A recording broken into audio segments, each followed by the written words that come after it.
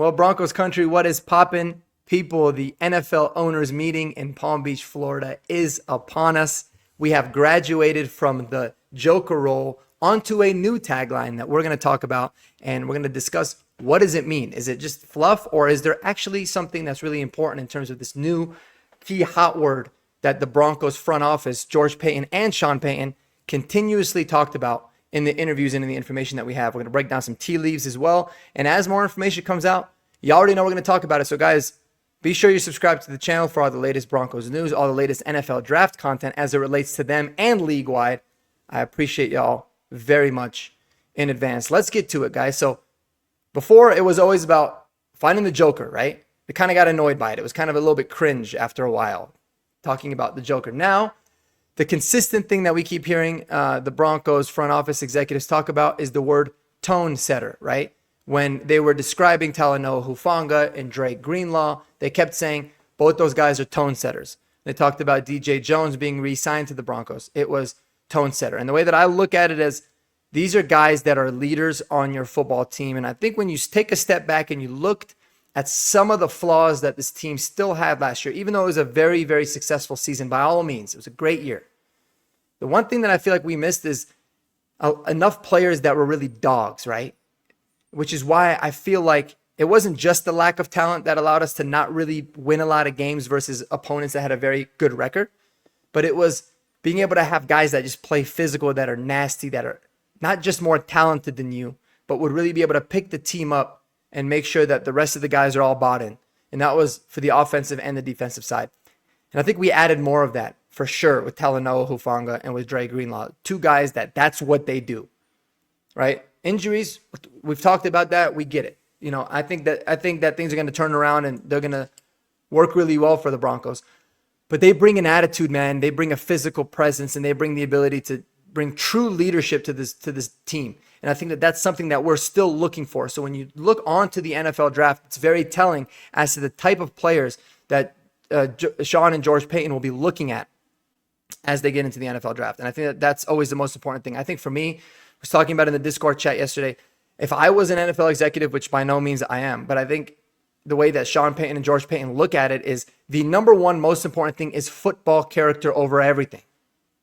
I don't care how good your film is. I don't care about none of that. If you don't got the right football character and the right makeup when it comes to playing a game of football, you are not somebody that they are going to even have on their draft board, right? I might make a separate video of this kind of highlighting some things. But when you look at some of the true tone setters, right, in college, I look at it like, all right, who do we got? First person that comes to mind for me is Emeka Egbuka, right? Someone that consistently, when you hear former teammates, former coaches at Ohio State talk about him, they say we do not win a national championship without Emeka Egbuka, man. He's somebody that highly respected, set the tone for the offense, did whatever he needed to do to be able to, make the team successful, whatever it meant. Same thing with Travion Henderson. So those are two guys. You look at successful programs naturally, you find tone setters there. There's a lot of defensive linemen, right? Guys like Derek Harmon are dudes you constantly hear about, the kind of freak of nature that he is, how well respected he is in the locker room, how he set the tone for that defensive line there in Oregon. There's a lot of guys that we're not probably going to be able to get when it comes to the NFL draft. But those are just some key words that I think is super important to talk about. Another thing that he said that I thought was really important as well. Let me pull up some of the tweets here. Go into my bookmarks. Go to Andrew Mason, actually. And we'll talk about something that I think was super important when you talk about